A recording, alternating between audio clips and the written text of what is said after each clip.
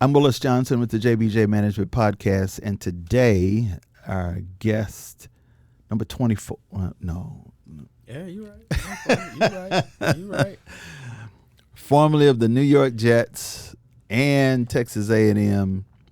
But that's Gig'em. There you go. Ray Mickens, thank you for taking the time to be here today. Yep. Thanks for having me. You know, the reason I think I wanted to visit with you is because you've done something that a lot of athletes, specifically professional athletes, don't do when it's over, and remain relevant. Remain relevant. I like that. Think about that for a moment. You put it kindly. I got you. When did you start playing football? How old were you? I think I was 7 years old. Yeah. And your last, how old were you when you were? I was 34. Left the NFL. 34. Think about that. From 7 to 34, your focal point was football. Yep. That's a huge thing for, and everybody who's been in your position, they go through it. They just go through it differently. Mm-hmm. Some people go through it at 21. Some go through it at 41. Even the great Tom Brady. At some point, they say, bring me your... it's time. Yeah. So, talk about the transition. How was that? Yeah, it was tough. Even when I had everything set up for me, it was still tough. From the standpoint to your point, sports have been my life. All sports, not just football, but basketball, all that stuff. So we used to always play any type of sport. Been part of my life, and then all of a sudden, things that you appreciated from playing, the camaraderie, all the locker room stuff, the coming out of the tunnel on Sundays at 1:00. It's nothing like that. There's nothing that can replace it. But you've been coming out of the tunnel since you were 7. Yeah. Somebody, and typically, so that's the reason the NFL is one thing, but some people have told you for years, you're the best athlete on the team. Talk about that transition too, because you go from being 7, then you get to junior high, then you get to high school, then you get to college. And typically they're telling you, the level of competition gets stronger every level you go up. But in your mind, man, ain't nobody like me. Yeah, well, everyone is a little different. I would say from a standpoint of being an athlete. I can say for me, I was one of the undersized kids growing up. Mm-hmm. So when I started at 7 years old, obviously I was 4 foot nothing. And we had running backs that were already 5'5", 5'6". So, the big guys, the guys that matured early, those were the ones that the coaches adored and put them in the positions, And I'm this little dude. I started off making the team as a nose guard, and I tell that to, because I coach youth football too. My son RJ that just got drafted by the Chargers, I started coaching him at a young age, and I had to explain to all of the parents that not everybody starts off in the position that they're going to finish. So just because your son isn't the quarterback this year or the running back, that doesn't mean that he's not going to be one when he gets to high school. And then I give him my example, of starting off at nose guard. I was happy to make the team. All them big dudes, all my friends, and I was part of I didn't get cut. Back then you had cuts. At 7 and 8 years old, you had cuts. 70 kids go out from our youth football team. 35 made it. And the coach came down the line and said, you're going to be a nose guard. I said, sign me up. I'm good. As long as I make the team, I'm good. And that helped me. It helped me a lot. Well, and that's where I wanted to go. So the fact that there were cuts, the fact that there's only one NCAA football champion. There's only one NFL Super Bowl winner. There's no shared trophy. There's no none of that, man. But typically, in this day of youth sports and young people, it's a participation trophy. Everybody gets an award. Is that the way life works out? You would, I guess, if you have a mom, your mom is always going to award you with something. But I mean, really in the real world, it's not like that. I realized when I left at 34 years old, that I had grown up and was living in a bubble. And when I say that, there's a lot of environmental things that black kids went through, in that East Texas area where I was at, or, even up in New York, that you're in a bubble because, yeah, you're black, but you're a celebrity. Yep. Right. And so you don't get treated like normal. And I didn't really understand that, because I still experience a little bit here and there. But when I at 34, when I left the league, I was just a regular civilian then. And that was a big change. Then I am black. Yeah, for real. No doubt. And I promise you, Ray, there's so many parents, one, who believe that their kid is going to be an NFL Hall of Famer. Mm-hmm. Never thinking that kid's not going to make it. I oftentimes quote these statistics. When my oldest son was in high school, he was a pretty good athlete in high school. He was all state. He was 1, 2, or 3, depending on who you talk to. High school players being recruited by all Division I schools. He got all these letters and all that stuff. But what I remember about the statistics, his senior class, there were 1 million high school seniors in the year 2000. Only 65,000 played Division I football.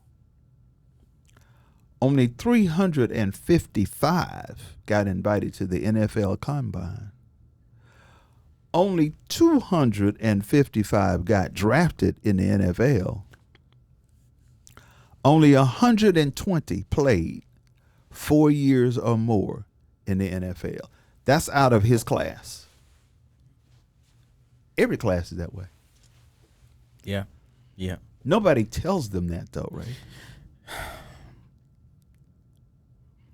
Yeah, in the communities that we grew up in, yes. And I think,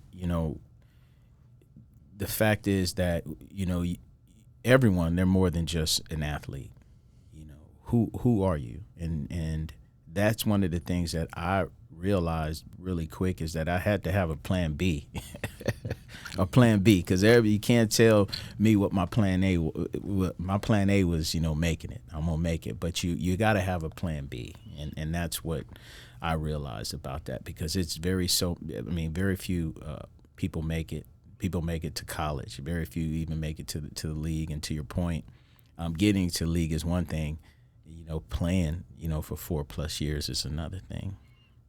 And so yeah, I've always had my plan B. It was good in math, and so I always made sure that I took care of school. I had 2 older brothers, and I learned a lot from them. I learned a lot about being an athlete mentality wise, but I also learned a lot what not to do. If you know what I'm talking about. And I can say I'm not the best athlete in my family, but I'm, obviously I went the furthest. And you played 12 years in the league. 11 years, yeah, 11, 10, 9 in New York with the Jets, 1 year in Cleveland, I want to forget, and then I finished in New England under Belichick. So, but yeah. Did you know that you would be this big time concessionaire now? I mean, so let's talk about the other part of you. You are one of the few relatively young concessionaires in the country that you have properties at airports in America. Talk about that for a minute. Yeah. So we have operations in 9 airports. We're operators. We're not just partnerships with primes, which are bigger companies. We self-perform and operate our own units, and yeah, like, you know, I came into the game and I started to learn it. Actually, I was an investor early on when I was in New York.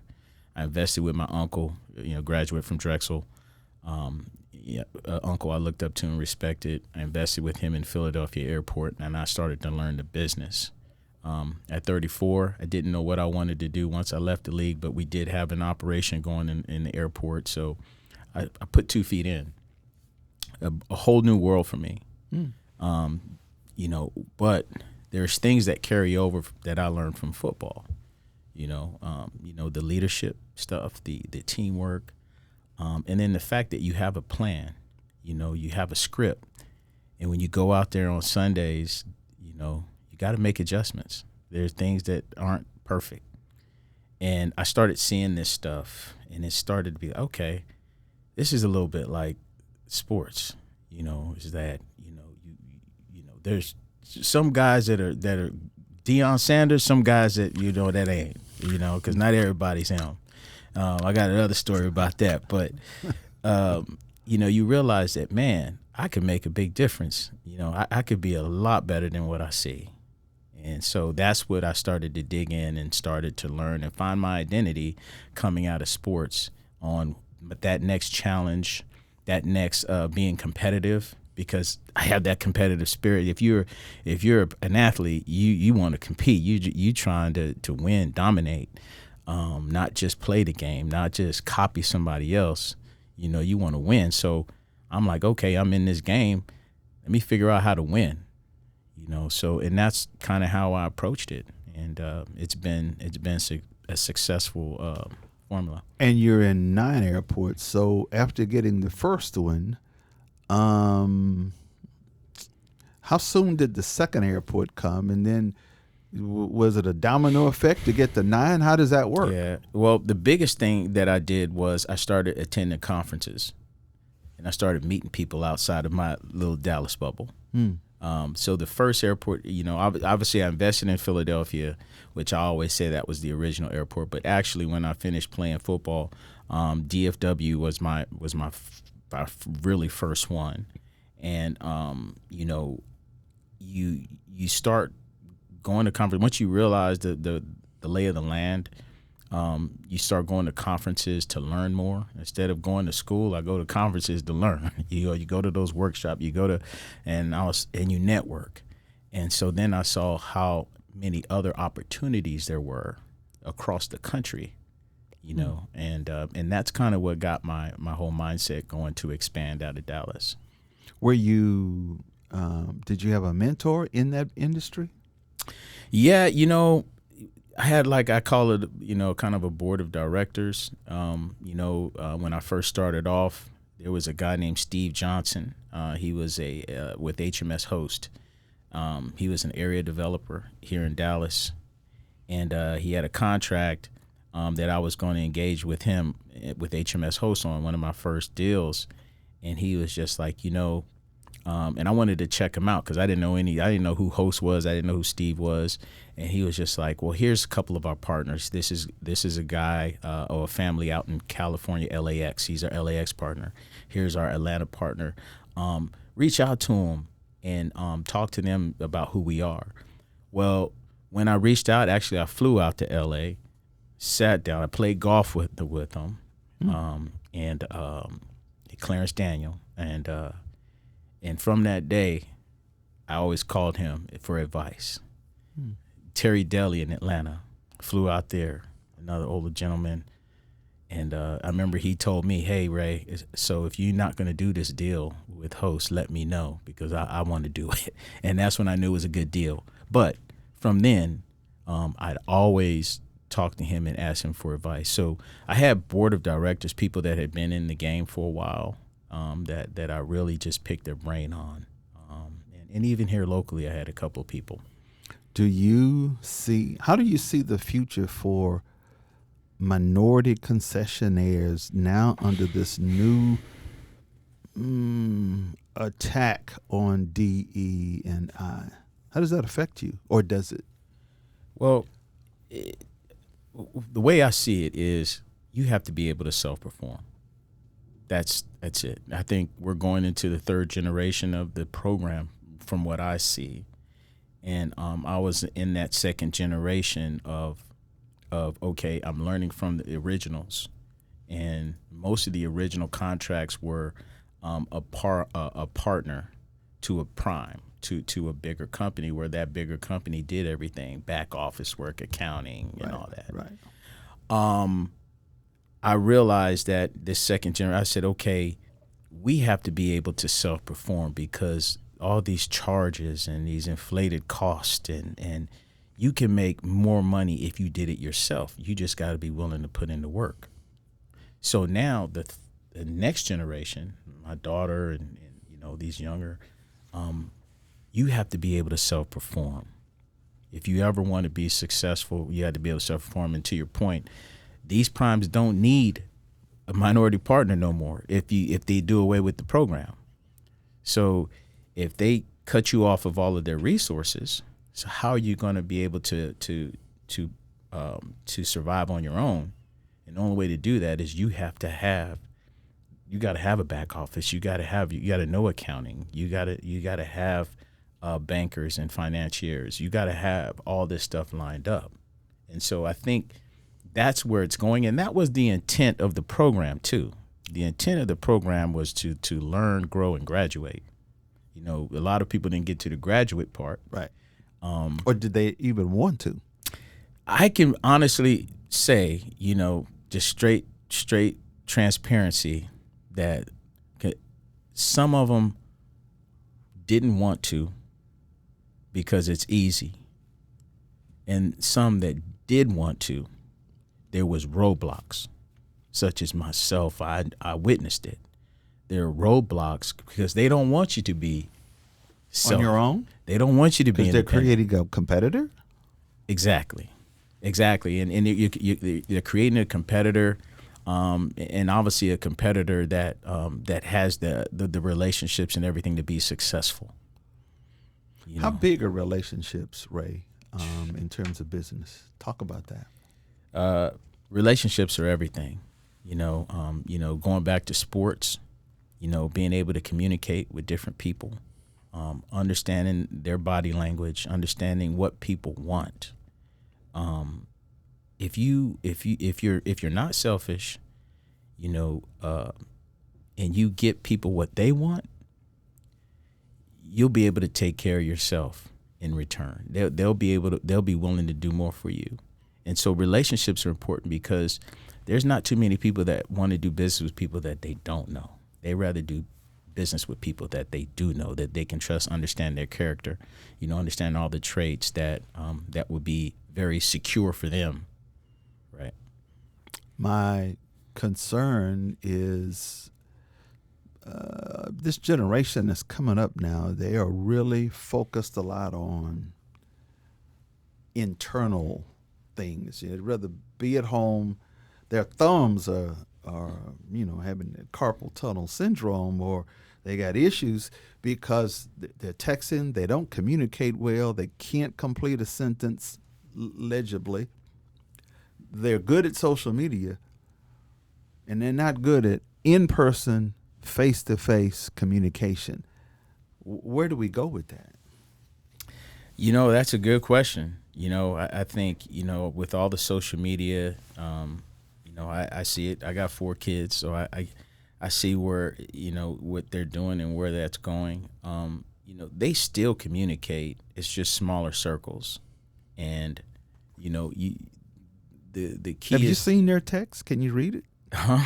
Can I read their text? Oh, because it's not a sentence. Abbreviations and all of that. Yeah, but you know what? We don't write in cursive no more either. We don't. So there's things that pass, and now it's just about adapting to, this future, and these young people are the future.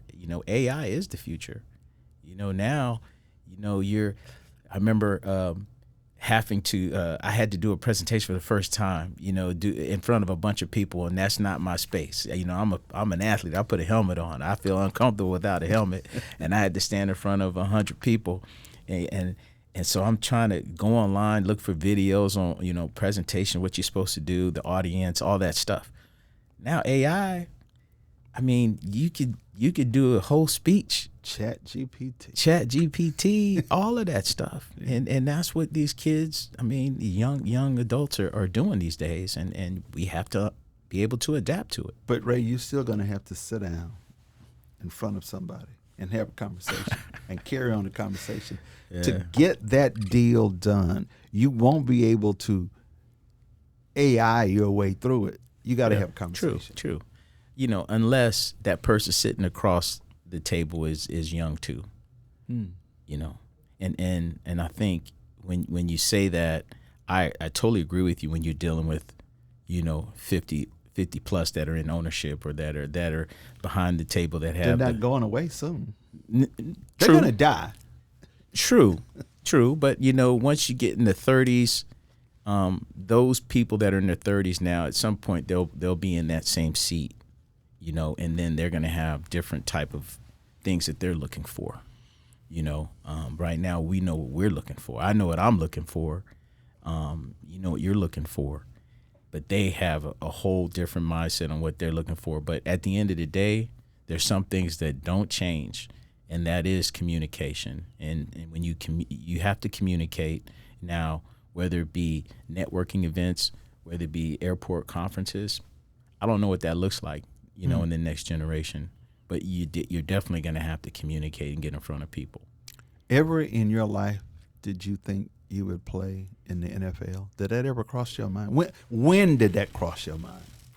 Man, to be honest with you, it didn't cross my mind until I got to college, when I started seeing that it was real. I saw NFL scouts. Growing up, like I said, I was just trying to make the football team in my community, because there was only one. And there was about 1,000 of us little boys out there, and there was only one. So you got to think. And I had some really good athletes on that military base. I grew up in a military type of community, and we had some really good athletes. And so, once you get to middle school, everybody's trying to make it to varsity in high school. Right. You're going, and so forget about the NFL. I gotta be able to make my varsity high school team, which I didn't until I was a junior. Right. I had some friends of mine that made it as sophomores, and that's a big thing, when you're trying to get girls to school and that stuff. Hey man, you wearing the Letterman's jacket and you only a sophomore. Right. Yeah, I mean, you're taking me back right now, man. But that's a big deal. So that's all I'm focused on. Yeah. When I get to college, you focusing on fitting in. I got Texas A&M. We had the wrecking crew. That's a really reason why I went there. I had offered. I was going to Texas actually, and I was about to commit to Texas. I took a visit to A&M, and they just had the wrecking crew. They had all these guys that was like dudes. Like they all went first round too, pretty much. Sam Adams, Quentin Coryatt, number 2 overall, Kevin Smith here with the Cowboys. There was just a ton of them. And I said, man, I love this environment. And then I wanted to fit in, right? I still wasn't worried about the league. I wanted to fit in. Got to A&M, and I realized, man, I fit in, And then you see these pro scouts around the football field practices. That's when I said, NFL is possible. What do you say to the mom and dad, specifically dads, who their kid is playing Saturday morning, flag football or even tackle football? They're 8 and 9 years old, and he's pretty good. What do you say to that parent? Just take it one step at a time. Be the best. Eat what's on your plate. Be the best at what you're doing now, and knowing that the end product is going to be an accumulation of everything. Me being a nose guard and then it's going hard to imagine that. No, I was the fastest nose guard in the league, though. I was getting through that A gap, sacking the quarterback, man. The opposing coach would get mad. Can you block that kid? Block that little kid in there. And I learned that, hey, I could be quick. I can beat these big guys down here in the trenches. Then the next year I was a tight end, so I got a ball every once in a while. And then I became a running back. Then I realized how the blocks work because I played on the offensive line. I played on defensive line. So now I'm a running back. I understand blocking angles. So I was an all-state running back when I got to high school, and I was a backup my whole career. But your career in the NFL was a cornerback. Because I didn't like getting hit. I said, you know what? I want to switch sides. I said, I want to do the hitting. I'm tired of being the nail. I want to be the hammer. And I switched sides. No, that was my mentality. I just had that type of mentality even as a running back, And so the fact is that I realized on defense growing up that they just cared how tough you were. They cared if you could tackle. They didn't care how big you were. And when I was younger, it was all about that guy that had the size and how big he was. Those were the running backs and the quarterbacks back then. And I'm like, all right, well, I'm going to still make this team, and I'm going to show you how good I am, but I'm going to take a different path, And that's the same thing in business. When I got out, I got here into the airport space. There was guys that had been doing it for 30 years, 25 years, and I'm seeing what they're doing, and I'm like, he got more experience than me, but I can see some things he ain't doing right. I can capitalize on this. I can do it better. I can do it better, but just I got to take my time, be patient. So yeah, to those parents, man, everybody has a different path. Be patient with it. Just continue to get better at every little thing because everything works together. Words of advice from an athlete, now a businessman, who's made the transition. Yeah, so, life doesn't have a script, I think, you go into a game, you have a game plan, and it doesn't always start to come out that way. But the game ain't over yet. You still have a chance to make adjustments. And that's what one of my defensive back coaches, coordinators, Bill Belichick, back in the day, he was one of the best at it. He would just lick his thumb and change the game plan. Okay, this is what we're going to do now because we still got 3 quarters left. And we'd end up winning. And that taught me a lot about going into a game, preparing for everything, thinking you know everything. And then you get there, and then you get hit in the mouth. And you got to make adjustments. That's life, right? As a defensive back, you get tough calls all the time. Like, I didn't even touch a guy and they threw a flag, right? Pass 15 yards. Then the coach is yelling at me, Mickens, don't keep your hands off the receiver. And I'm like, I didn't even touch. You know what you do? You got to forget about that play. Those are the plays that what you do now after that is what your character is how you build character. What do you do next?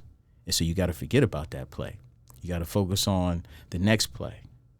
So all of that goes hand in hand, even with marriage, because you got to forget about them tough calls sometimes, man. You ain't touched that receiver. You got to forget about it. You got to move on and try to get better. And so I think that's really the message that I have is that, man, there's no script, but you always there's always a way forward, and there's always a successful outcome if you stay with it. If you quit, yeah, you lose. But if you don't quit, you never lose. You never lose if you don't quit. We've had a lot of people on our podcast. Never such sage advice. Ray Mickens, Thank you for taking the time. Yeah, thank you, Willis. And I wanted to really say, man, that when you talked about mentors, you're saying it from an airport standpoint, but I could just tell you that you've been a mentor to me in a lot of ways you don't even know. I pick your brain a lot, and I value your opinions. So, just saying that because I wanted to make sure that your listeners heard it, number one, and that you made an impact in my second career, which is this business thing. Thank you, Ray. Thank you. Ray Mickens on the JBJ Management Podcast.